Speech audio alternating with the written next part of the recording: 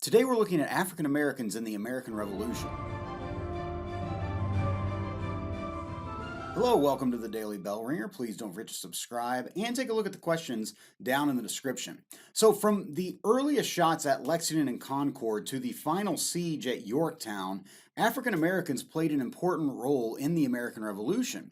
In order to serve, African American soldiers had to overcome prejudice and racism as slavery still existed in all of the 13 states or colonies. Many African American patriots who enlisted to fight for the Americans were not only fighting for the independence of a new nation, but were also fighting for what they hoped would be freedom for themselves and their families. It's difficult to find an exact number, but estimates are that between 5,000 to 8,000 African Americans fought for the American cause during the war. It's also estimated that somewhere between 20 to 30,000 African Americans fought on the British side. Now, I'll talk about why many decided to fight for the British here in a moment. But years before the war even began, African Americans were actively involved in protesting British rules and taxation.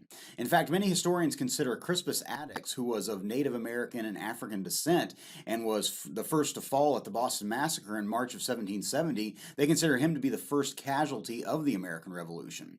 When the first shots were fired in the war at Lexington and Concord, again, African Americans were there fighting alongside other colonists. Men such as Peter Salem, who was enslaved but was given his freedom in order to enlist in the Massachusetts militia or become one of the Minutemen. After being involved in the fighting there at Concord, he remained in the militia and aided in the siege of Boston and was involved in the Battle of Bunker Hill. Like Peter Salem, another African American involved in the fighting at Bunker Hill was Salem Poor, who was born into slavery in the 1740s and would purchase his own freedom in 1769. He aided in building the fortifications on Bunker Hill and then was involved in the fighting itself. After the battle, 14 officers, including Colonel William Prescott, who was one of the primary American commanders at the battle, signed a petition that was sent to the General Court of Massachusetts to recognize Salem Poor's bravery at the Battle of Bunker Hill. Poor would go on to be involved in the Battle of Saratoga and also the Battle of Monmouth. As the war began to ramp up after the colonies declared independence, a call went out to all states to provide soldiers to fight in the Continental Army. African Americans answered the call. However, George Washington, the commander of the Continental Army and a slaveholder himself, issued orders denying African Americans from serving in the Army. Shortly after this, the British issued a proclamation stating that any African American that served in the British Army would be given their freedom after the war was over. This offer prompted many enslaved people to flee and join on the British side. Washington would eventually reverse his initial order and did allow African Americans to fight as part of the Continental Army. African Americans also served as spies during the war. One interesting spy that basically became a double agent was James Armistead Lafayette. Armistead was born into slavery in Virginia somewhere around 1750 to 1760, but in 1781 he joined the American Army under the command of Marquis de Lafayette. Lafayette decided to use Armistead as a spy and sent him over to the British and had him pose as an enslaved person wishing to join the British side. Ironically, Armistead began to gain the trust of Benedict Arnold, who had defected from the Americans and joined the British side by this point.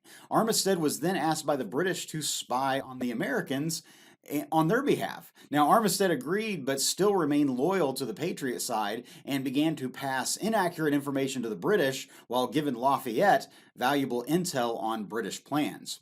During the Revolution, there were no all African American regiments. African Americans and whites served together in integrated regiments, although many of the African American soldiers were segregated or assigned to their own specific companies within the regiment. Probably the most famous integrated regiment was the 1st Rhode Island, which was formed in early 1778. The regiment included 225 men, 140 of which were African Americans. At the time, slavery did exist in Rhode Island, and these men were given the offer of freedom after the war was over. The regiment would remain together for 5 years and be involved in a number of battles and campaigns, and eventually would take part in the siege of Yorktown, which would be the major conflict that would bring the war to an end. In the aftermath of the war, many African Americans that fought on the British side were forced to flee to Canada and resettle there.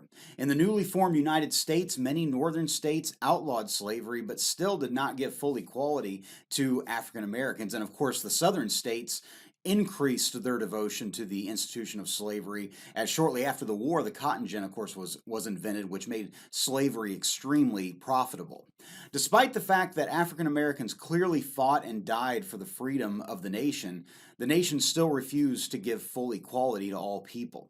African Americans' sacrifice and bravery during the war made an important impact on the outcome of the war, and without their efforts the war might have had a very different ending. So with that, hopefully you learned something, and thanks for watching.